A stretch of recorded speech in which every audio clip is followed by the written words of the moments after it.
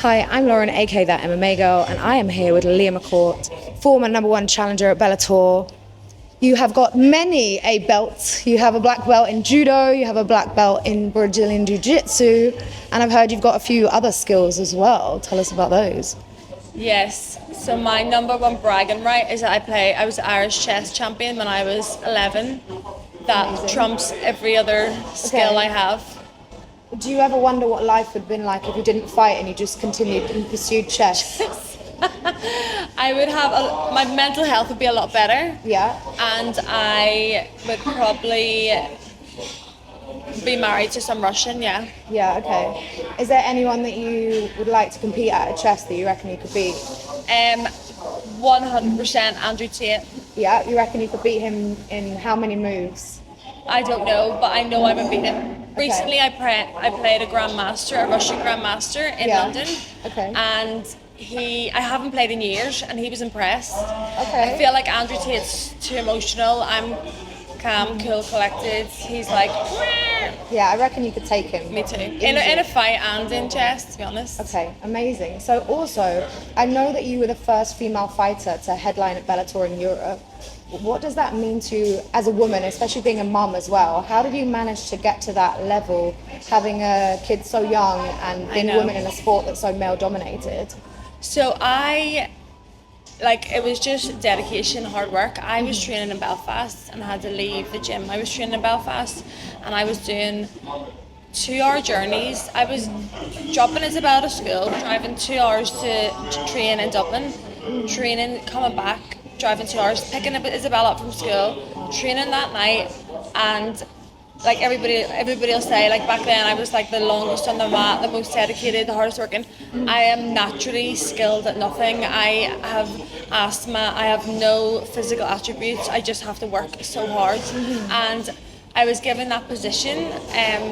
The first couple of Bellator fights I had, I think I put on a good performance, and when the main event dropped out, I think they trusted me to put on a show, and I really credit to Mike Hogan. I only was like a 3-fight professional, and I had the pressure of headlining the 3 Arena in Dublin, which was the first female in any combat sport to headline that arena. Yeah.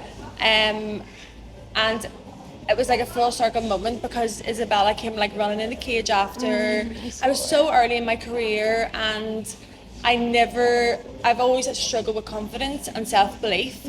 So that night and that moment was one of the best moments for sure. Obviously having Isabella when I was so young, had no money, had nothing, and then to be in such a position of like success so early in my career was amazing. That's amazing. It's beautiful because I guess a lot of people don't realise like being a parent is a superpower. Yeah. And you know. Yeah, there's no hood tougher than motherhood for sure. Definitely. And it's I love that phrase. Yeah, because it's the truth. And it's like trying to juggle training, Isabella, like outside life. Even though our sport is tough enough as it is, everything else I've had to juggle outside has been harder than the training and the fights. Yeah. Does Isabella train? No, but she loves the perks of my job. So she's been around the world. She's been to LA, New York, Thailand, every country in Europe. I do she comes to Milan to watch. Like she loves all the experiences she gets to do, going to the F1 in Vegas. Yeah. But no, she plays guitar and she's very academic. So really not like me. Yeah. Well, I heard that you visited Harvard recently and did a course there, So after my last fight in London, I headlined Wembley Arena, and 6 hours later, I had to be on a flight to Boston to be in the classroom at 12 o'clock the next day. Wow, okay. So I had like the worst loss of my life. I was completely concussed, and 6 hours later was like on a flight to Harvard, crying my eyes out the whole time, and had to be like they chose like 50 athletes to do a business course and be mentored by their MBA students. So we had like some of the best athletes in the world, and all I remember is being in the room being like, this room's spinning, like I can barely concentrate through this class. But it was the most amazing experience, and to think of me as like pregnant, 17, like having no money, having nothing to, even though I lost, it's a huge achievement, headlining Wembley Arena, and then being in Harvard Business School the next day. Like that was so surreal.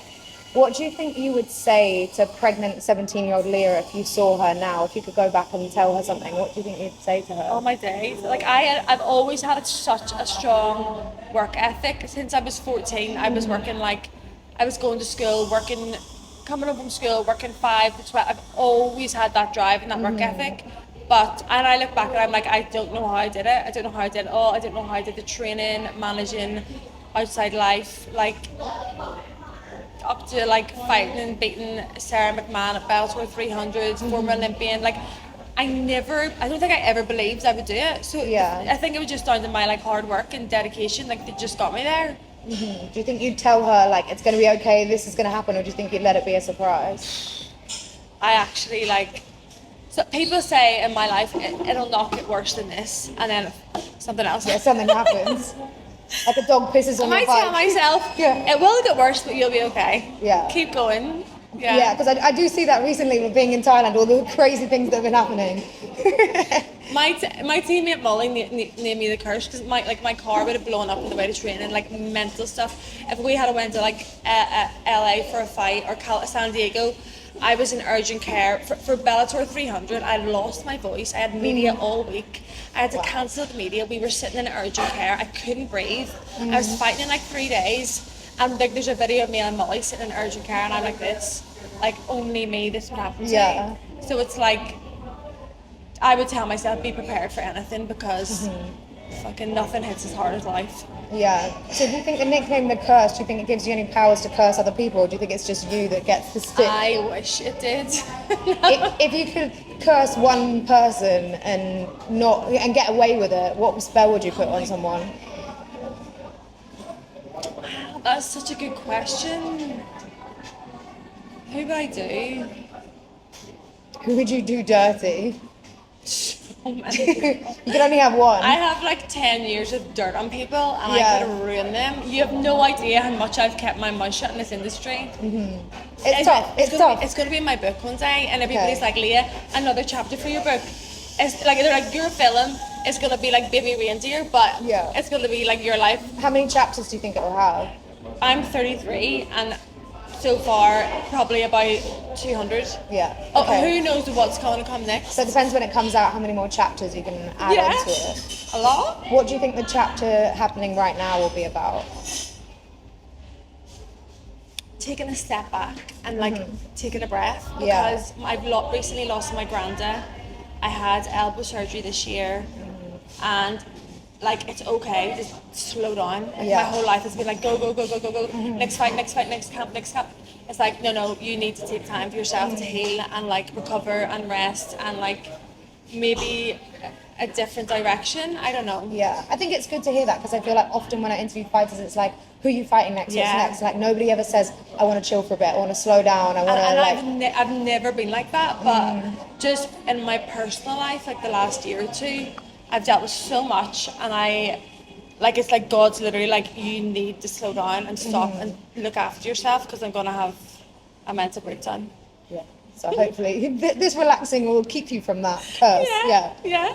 Also, you mentioned God. Like, how does religion play in, like, do you feel like every time you go out there to fight, like whether win or lose, you've got someone in your corner no matter what, you know? Yeah, I feel like everybody's given a purpose and a platform and a reason to do what they're doing or to have the skills that they have, and like I feel like that's mine. It's like to fight and glorify God through the winning and losing. It's like you don't trust God and you're not a believer just to keep winning and through the highs. Like it's through the lows as well, and I feel like it's probably the biggest part of my personality is trying to help other people as well. Trying to like let other people see that you don't have to like go the way of the world. Like this, we're only here for a short period of time. Like we're here for the blink of an eye. The rest of our life is eternal. It's spiritual, so it's like just getting through that. So do you think that's maybe your purpose outside fighting, just to be able to spread that message and leave a good footprint here? Yeah, I do, and I feel like a big part of my purpose is helping other women that feel like they're stuck in situations that they don't see any way out of. Like they're like, how can I do anything? How can I achieve anything? And it's like, I would just tell them just to keep praying, keep trusting God, and Yeah. you can literally do anything once you set your mind to it.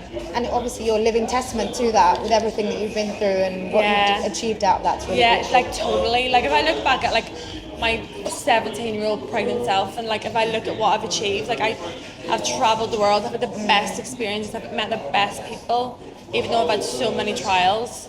It's been such a journey, Yeah. and who knows what's coming next. Yeah, the next chapter in process, but at least the relaxation chapter first. Yeah, well, trying to relax in between my battery breaking down, losing my keys, dogs pissing on my bike here. Yeah. You know it. You know the story so far. It's been going really well, I think. Yeah. You know, you're surviving through it. 1 minute by minute, I'm surviving. Yeah. Yeah, perfect. Now, talking about emotions and things going on outside the cage, you saw UFC 322. You saw your friend Dillon. Yeah. What do you think was going on there? And do you think that actually men are just more emotional than women, as much as we get stick for it? I think men, because there's such a larger pool of men in MMA, to get noticed, to get like a shot in the UFC, to get like, they have to like perform, they have to do more, they have to do the most, and it's like sometimes just be yourself. I've always just been myself and like always stuck to like who I am, whereas I feel like some men play up to that. You see like, you know, Dillon, obviously, you know, he's a great guy, but I feel like sometimes he does push it too far. And then but if he's on his own at UFC, So he shouldn't be unattended. with all the like Islam's family and friends, what does he expect is gonna happen? It's like, have your bodyguards. That fight was crazy. We tried to break it down. I know. And all you could see was a red shoe. I still don't understand the shoes. Out of anything, that's the thing I don't I understand. know. The most. Did You're he- fascinated by Dillon's red shoes. Well, they just looked like he'd stolen them off a clown. Like they didn't look like actual shoes. Like I feel like that was a joke shoe. So I don't know. Maybe there was something in it. I don't know. It's still the he had it biggest in his question. hands at one point. I know. I screenshot it because it looked so big. I was like, this is the actual real We'll have question. to ask him what, like, fuck, doesn't matter about the fight. What were the shoes? Yeah, where did you get those shoes from? Yeah, what brand were There's they? a clown walking around in barefoot trying to entertain some children, and it just doesn't Yeah, it's fit. not working. Doesn't fit. So, should we do some fight predictions then Yeah. for the upcoming card in Qatar? Yeah. I feel like you can use your amazing knowledge, and I will just base it on my own personal bias and casual opinion. Yeah, okay. I guess we can. Where do you want to start on the card? So I obviously train in Next Generation in Yeah. Liverpool, and my two teammates are making their debut. So buzzing for them, and my coaches Paul Rimmer and Ellis, they work so hard, they game plan so well. Look at Paddy's last fight against Michael Chandler, it was flawless, and I'm expecting the same from Luke and Shem. Yeah. Shem's coming off Octagon. He's a finisher. He turns up in fight night. He's fighting a guy that's never had any finishes. Goes to decision. Goes to majority decision. I feel like Shem is going to finish with a body kick or a rear naked choke. He takes it back. His jiu-jitsu is so slick. He's so tall, so rangy. And then Luke Riley is just a gangster. Like he's so aggressive, so dangerous, will stand in the pocket, trade with anybody, and his opponent just isn't as clean, he's not as sharp, and his opponent's probably going to come in and try and wrestle him. It's the only way he'll win, and he won't be able to take Luke down. And if he does, Luke's get-ups, the way Paul and Ellis have trained him and trained the team, like their get-ups are phenomenal, so he'll not be on the ground for too long. He'll be back up, and I feel like Luke will either push him against the cage, finish him with knees and strikes, and just put him away. Yeah, amazing. Show me them. Show me a picture of you guys so I can use my witch talent to. Yeah, but I haven't got their opponents. I've seen them. Oh, you've seen their opponents? I've seen their Okay. opponents. I'm like, Wait, there's a photo of us all somewhere. I think I should just base my picks on like how they look and what How I they think will look. happen and my predictions, and just. Right, okay. I obviously will predict both of them for win just because UK power. But you predict the main event. Who do you think? The Arman main- and Dan. I feel like Arman and Dan is just based on my own personal bias that I love watching Dan Hooker fight. I know. He's absolutely wild. I just spent a bit of time in New Zealand at the 1 minute scraps. And I can't believe I've never seen them before, and you Yeah. showed me them. They're the best things ever. it's absolutely. Would you, if they did a girls one, would you No. do it? No. No. I think he said they wouldn't do a girls one again, but you know, maybe you could persuade No, them. I'm a lot calmer, more collected. Like, I fight smart. I don't want to get too much 1 minute damage. to throw down is probably not the most technical. So that's me, Shem, Molly, and Luke. okay. Perfect. So Shem's tall, really rangy. That's why, and if you watch his fights in Octagon, like no matter what challenge he's up against, he's overcame it. I think he's just gonna head kick KO first round. Nice. The other guy's yeah. just gonna not know what's happened. He's And a big then boy. He is a big boy. He's tall. And then look, he's a scrapper. He's not a scrapper. He's highly technical as well, but he's so He looks pretty dangerous. sweet, you know. I know. He's smiling. They all look so innocent. Like that Shem, they look so sweet and innocent, and they're so nice. And then you get in, and you're like, oh my days. Do you think people say that about you, that you look sweet and innocent, but then suddenly you're elbowing someone on the ground? Probably, yeah. I know. And everybody's like, you're the only fighter that never talks about being a fighter. Just don't even talk about it. But there's so much more to you, do you know? You've got so much more going on. Okay, Chess, look at me. so what's your prediction for Dan and Armin? I feel like Dan has everything. He has the capability to win if he fights a smart fight, if he keeps it long, uses his strikes, uses his takedown defense, and doesn't just think, fuck it, let's fight. Yeah. Obviously, we all love it when he does that, but if he goes in with the correct game plan, and I would love him to win, I would love him to...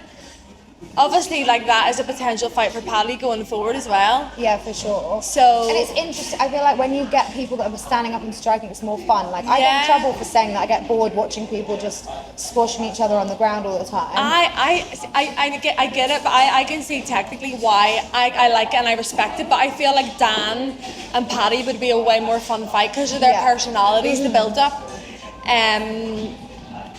Armin obviously is gonna. I think he's gonna try and wrestle.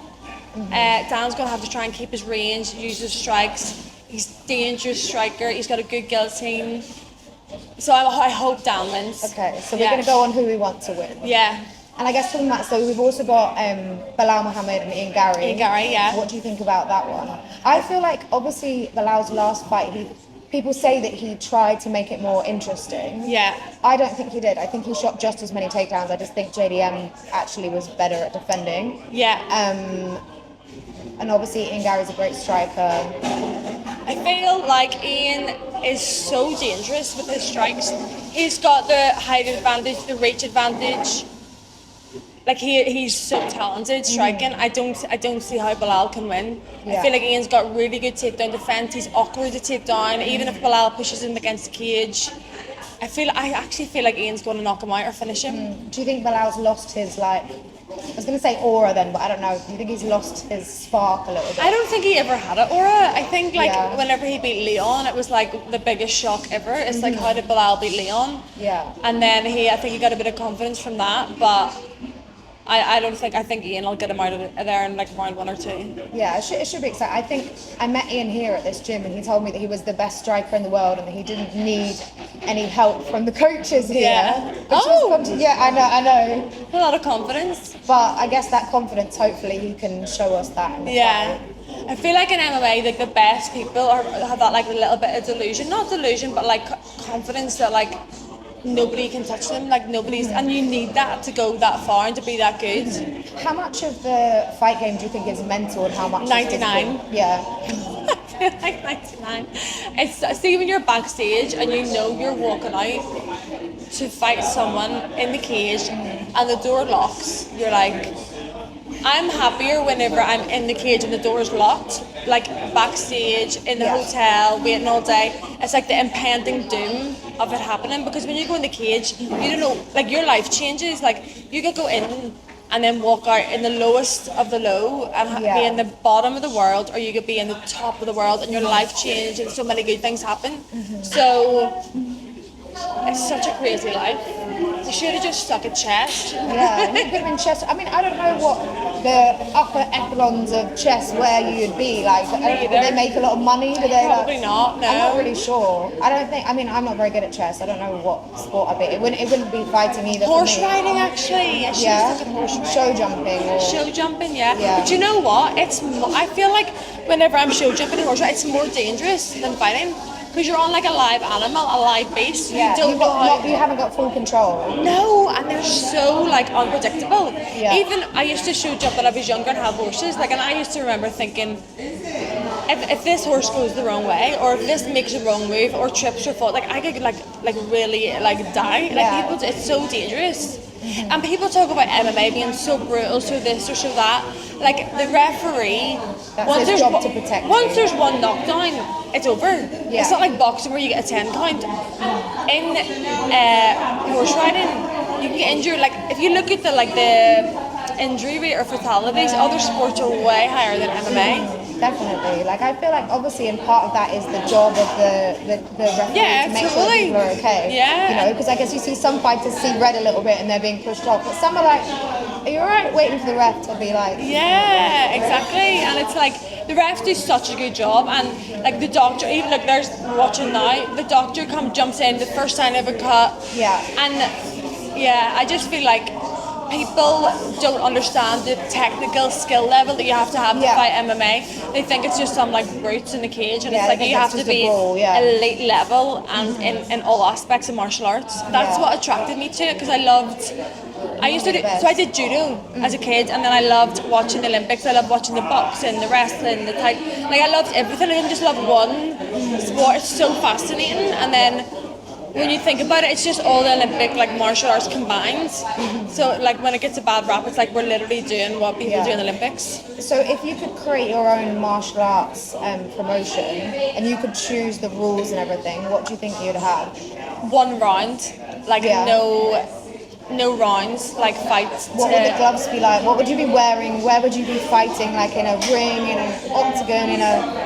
I feel like still in the cage, but I feel like it would just be 1 round. It'd be like you fight, like so you're testing the stamina, the skill.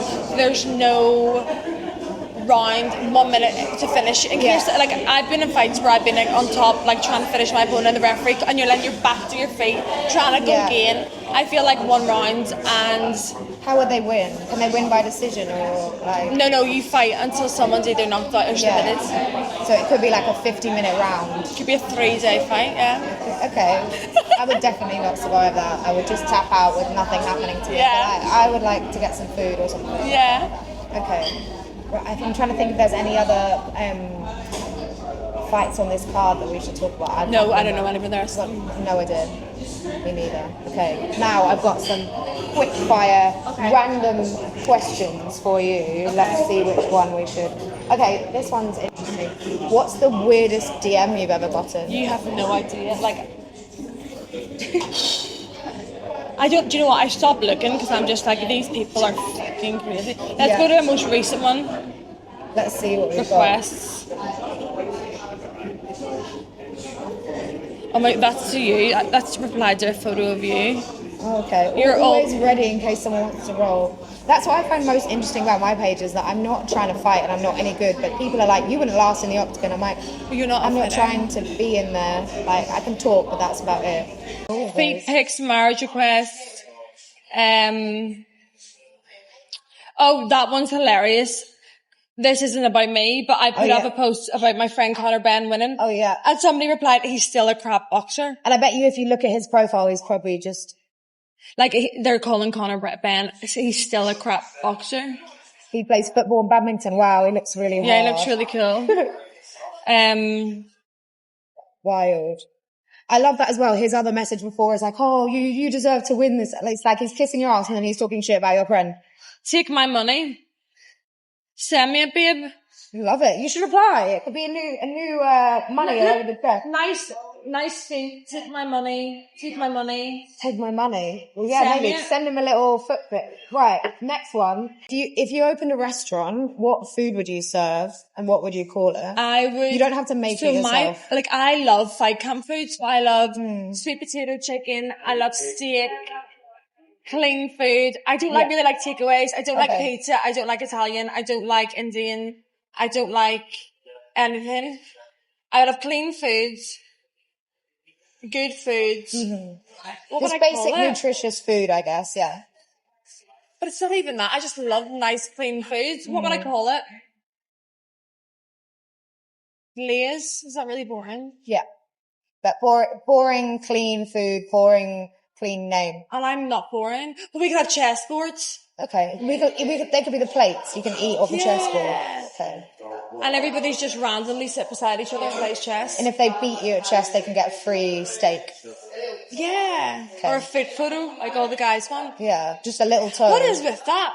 Do you get a feet photo request? Okay, so I heard, I don't want to offend people here, but I heard that people that have foot fetishes is because they didn't get enough attention as a child. So when they were crawling on the floor and they'd see their parents' feet, they would want attention, but they're big ignoring them because they were small and they would just see the feet. I feel like it's deeper. I feel like they've got some issues in that bit. I mean, I don't know. Our friend said, you know, any female that fights has got mental health problems. We do. You think? Yeah.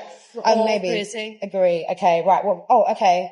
What is a conspiracy theory you think might be true? I love so many. The world is flat only because when you're in LA, yeah, why do you fly this way to go to Thailand and not that way? I don't know. Do you know what I mean? Yeah, because you fly round. You fly the whole way around instead of just going that way. Yeah. Right, another conspiracy theory. Yoga. Okay. This is my mum who's drilled this into me. Is like you're doing demonic poses. The poses are like really? devil It's like worshipping. Opening a portal somewhere. Yes.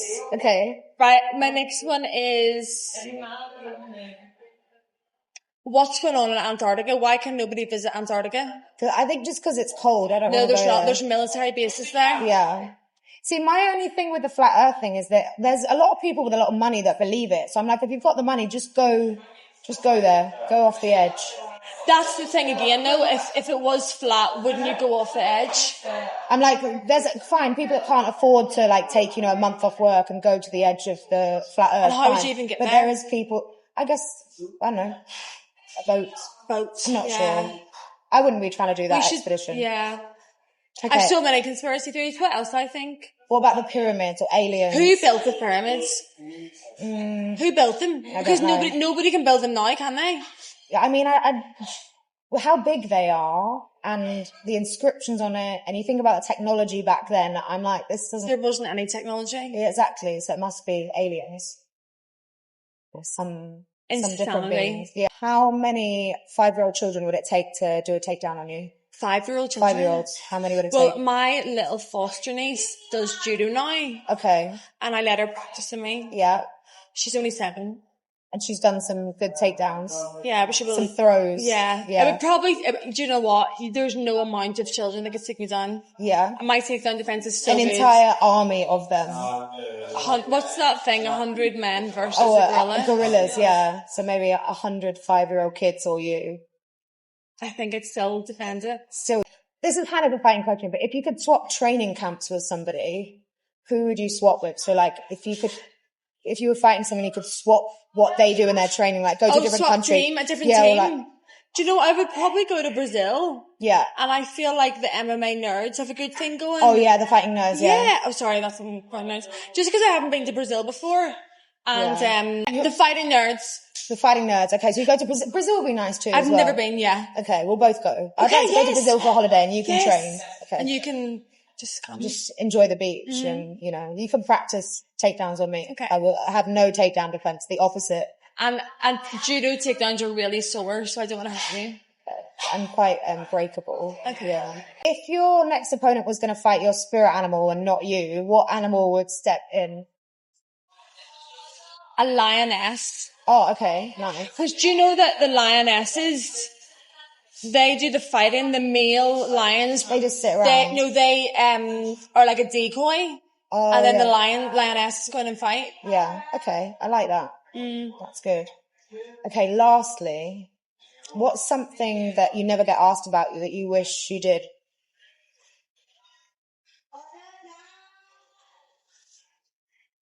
I don't know, probably my current training regime, the amount of dedication I have to do, because I have to fly on a Sunday to Liverpool. I train Sunday to Friday, and then I have to go back to Belfast on a Friday to Isabella. So like I'm living between two cities. I'm like away from Isabella a lot if I can, but like that's so tough. And I'm a mum. Do you know, it's not like it's a dad where there's a mum and like it's like it's difficult for a woman to do that. I think like that aspect of dedication and like sacrifice, the amount of shit I have to deal with and go into like fight camp and like my head's like this all the time. Do you think there's something magical about Scouse blood? Yeah, I'm Scouse Irish. A lot of people don't know that. My dad's like a 6'6" Scouser, and my mum's from Belfast, so I was obviously born to be a fighter. And do you think there's something special about the Scouse blood? Funny, dry, sarcastic. Our banter is like entertaining fighters. Yeah, funny fighters. They're funny. We're hard. We're like tough, resilient. I could go on. I love it. Yeah. Okay. So any message you'd like to give to the world? No. No. Thank you. I love her.